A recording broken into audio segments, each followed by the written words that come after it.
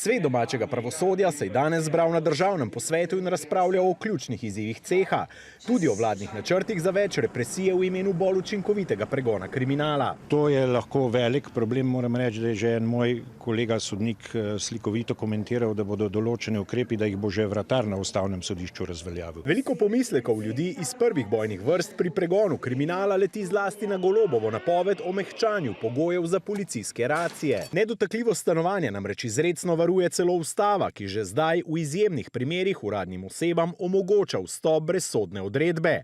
Kar po oceni sodnika, ki je v karieri med drugim 16 let sodil tudi v Novem mestu, pomeni dokaj ustrezno zakonodajo, je pa vprašanje, ali se je pri odkrivanju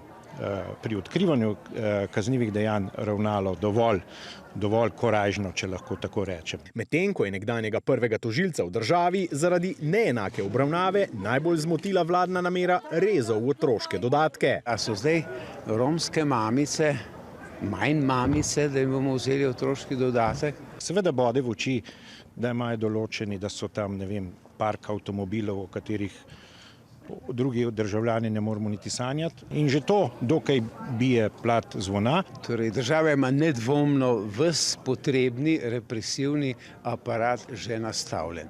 Treba je samo, bi rekel, izvajati ga. Bolj ali manj vsi sogovorniki pa odločevalcev pri pisanju novih represivnih prijemov svetujejo, naj se pri tem ne prenaglijo.